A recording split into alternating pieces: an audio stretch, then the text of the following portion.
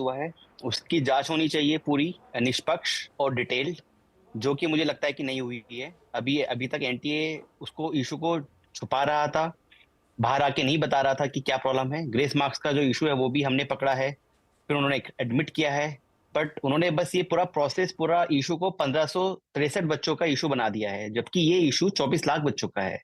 हमें समझना है कि 67 बच्चों का रैंक बना रहा है। 650 स्कोर के ऊपर आपकी 30-35 हजार रैंक आ रही है, जो पिछले साल 7-8 हजार रैंक आ रही थी। मतलब इन्फ्लेशन आप बोलेंगे 20-25%, 14% ज्यादा बच्चे नीट लिख रहे हैं, 10% एग्जाम इजी था।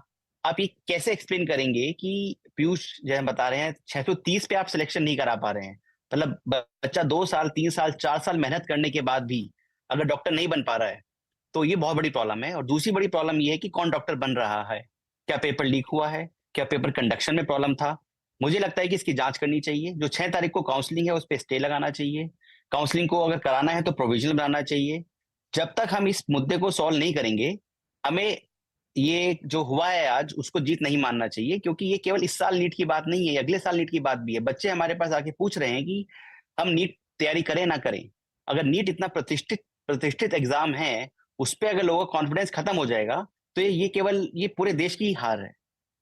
जी, तो प्रमोद माहेश्वरी जी, आपका तो इतना लंबा अनुभव है, हम आपसे समय समय पे कई तरह की जो छात्रों की समस्याएं हैं, चाहे वो अलग अलग एग्जाम को लेकर बात करते रहते हैं, लेकिन नीट बहुत बड़ी एग्जाम है सर, बहुत बड़ी एग्जाम है। और सिर्फ एग्जाम नहीं है, मतलब ये लोगों के सपने हैं।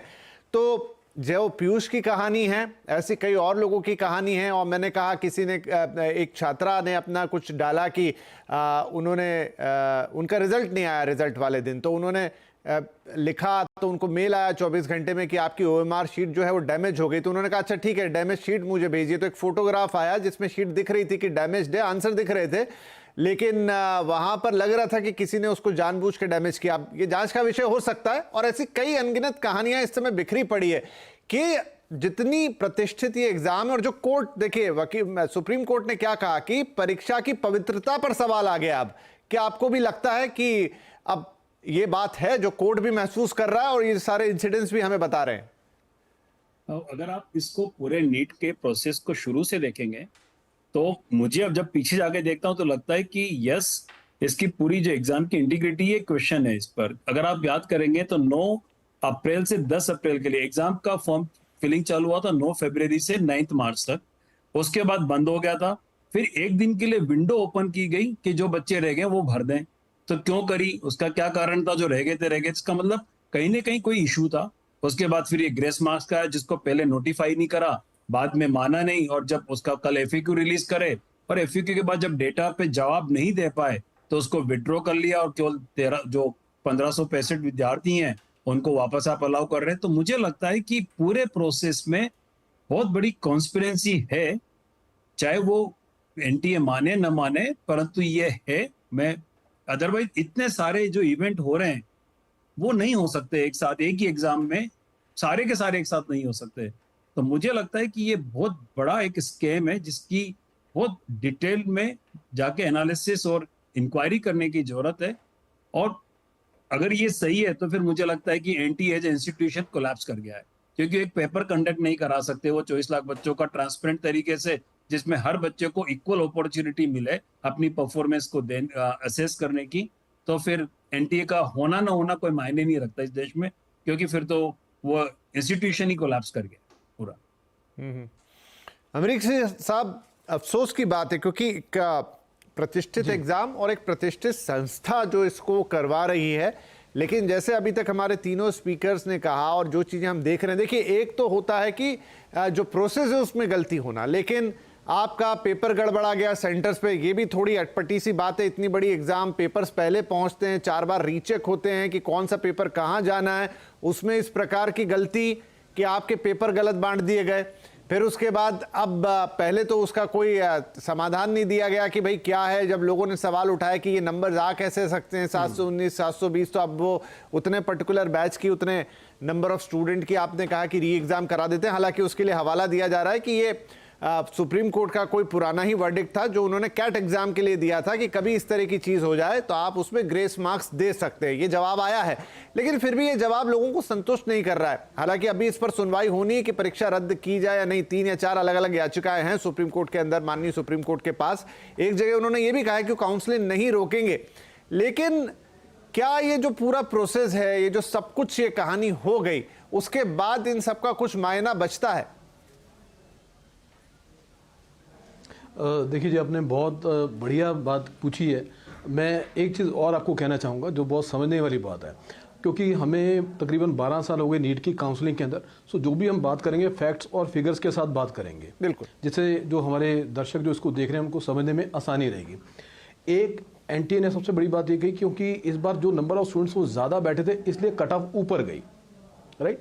सो अगर आप पिछले 4-5 साल की मैं क्विकली फिगर आपसे शेयर करूंगा, उसको कट ऑफ से रिलेट करूंगा, आप समझ जाएंगे कि ये स्टेटमेंट जो बिल्कुल नाजायज़ है।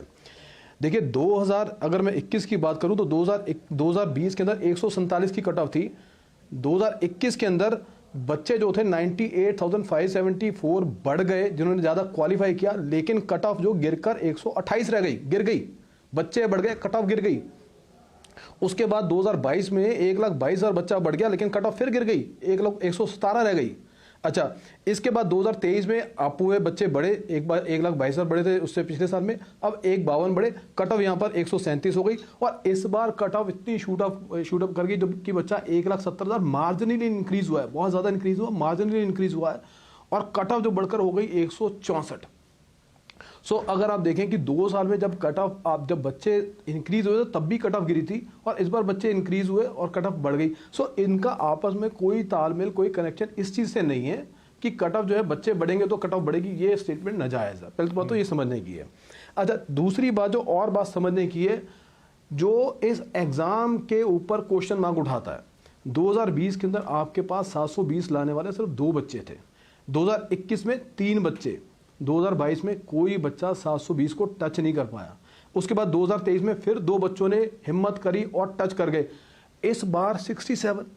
भाई कोई ट्रेंड, कोई एवरेज, कोई एक राइजिंग ट्रेंड हो कि 2 से 10 हो गए, 10 से 20 हो गए, 20 से 30 हो गए, आप 67 पे पहुंच गए, आप लोगों को सेटिस्फाई कर पाओगे। हाँ, एक नजर आएगा ट्रेंड। यहां पर अचानक ही ऐसा क्या हो गया कि 67 स्टूडेंट्स के 720 नंबर आ गए। देखिए ये क्वेश्चन जो है ना, यहीं से क्वेश्चन मार्क लगने जो शुरू होते हैं, जो बात शुरू होती है, उसके बाद से फिर सारा प्रकरण शुरू हुआ कि ऐसा हुआ कैसे, और फिर ग्रेस मार्क वाली story I. So grace mark के बाद अब जो ये डिसीजन पहुंचा है कि 1563 वाला, इसमें भी देखिए बहुत सारे इसमें भी क्वेश्चन मार्क्स हैं।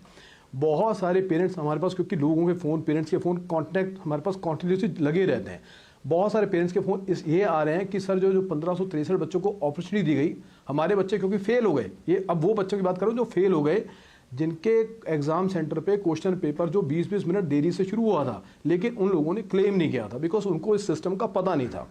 सो जो अभी राइट टू इक्वालिटी की बात हो रही थी, यहाँ पर जब राइट टू इक्वालिटी की बात आ रही है तो इसका सोल्यूशन ये है कि एग्जाम कंडक्ट करवाने से पहले आप अपॉर्चुनिटी तो दो बाकी उन बच्चों को जो फेल हो गए, क्या पता उनके भी सेंटर में लेट हुआ हो।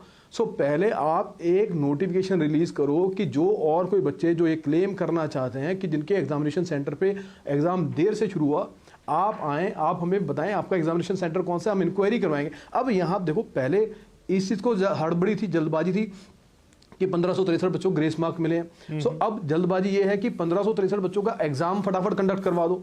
भाई अगर थोड़ा सा इंतजार करो, सब्र कर लो थोड़ा सा, बाकी बच्चों से भी पूछ लो एक बार, उनको भी ले लो, ताकि सब बच्चों को मौका मिल सके। आप एक विंडो ओपन कर दो, एक डाल दो कि जिन जिन बच्चों की ग्रीवेंसेस है वो डाल दें। उसके बाद उनकी इंक्वायरी करने के बाद उन सब बच्चों के जिनके हैं, अगर वो जेन्युइन है तो उन सब बच्चों को मौका दे। होता है जो बहुत सारे बच्चे जो फेल हो गए हैं, जिन्होंने कभी क्लेम नहीं किया था, होता है वो बच्चे पास हो जाएं। सो देखिए यहाँ पर इन चीज़ों का तमाम बड़े सारे क्वेश्चन मार्क्स हैं जिनको समझने की बहुत ज़रूरत है। सो इन क्वेश्चन मार्क्स को अगर हम समझें और इक्वल अपॉर्चुनिटी दें तो ये सब बच्चों के लिए फ़ायदा होगा। दूसरा, इस डिसीजन से कोई खास निकलने वाला नहीं है। 1563 बच्चों का अगर ये एग्ज़ाम कंडक्ट भी करवा देंगे, जो अब रैंक ऊपर से लेकर नीचे तक का जो बच्चे पास हुए, 13,16,000 बच्चे पास हुए, रैंक वही है। अब बीच में रैंक आपस में इंटरचेंज बच्चों के हो जाएंगे, इससे ज़्यादा कुछ नहीं होने वाला। अच्छा, उसके बाद जो काउंसलिंग आप शुरू करवाने की बात करें 6 जुलाई की, या जो केसेस और चीटिंग से लेकर या पेपर लीक से लेकर चल रहे हैं, देखिए हम हिंदुस्तान में जब रहते हैं हमें पता है कि इन केसेस को प्रूव करना अपने आप में it is a tedious work, एक टेढ़ी खीर है, इसको प्रूफ नहीं कर पाएंगे आसानी से। सो इन केसेस में कोई खास दम निकल नहीं पाएगा। तो होगा क्या, ये 1563 बच्चों के जो ग्रेस मार्क्स, दोबारा एग्जाम कंडक्ट और सारी कहानी खत्म, और 2, 4, 5 दिन के बाद ये मीडिया चैनल से भी ये न्यूज़ जो है वो गायब हो जाएगी। सो यहाँ पर इंपॉर्टेंट है जी, बच्चों के फेवर में ध्यान रखते हुए एक प्रॉपर सिस्टम, जल्दबाजी ना करें, कोई भी जल्दबाजी ना करें, ना तो इस एग्ज़ाम को दोबारा कंडक्ट करवाने में जल्दबाजी करें, सबको मौका दें, और उसके बाद डीपली इंक्वायरी करने के बाद फिर आप एग्ज़ाम को कंडक्ट करवाएं, ताकि एक रैशनलाइज तरीके से बच्चों के साथ जस्टिस किया जा सके। जी, अभी इंक्वायरी का तो मामला ये है कि उनकी इंटरनल कमेटी ही कर रही है, लेकिन मांग चारों तरफ से आ रही है कि आप एसआईटी बनाएं या इसके लिए अलग से सीबीआई जांच भी कराएं। अब तो पॉलिटिकल पार्टीज में भी इसमें काफी सारी बातचीत हो रही है आपस में। जी।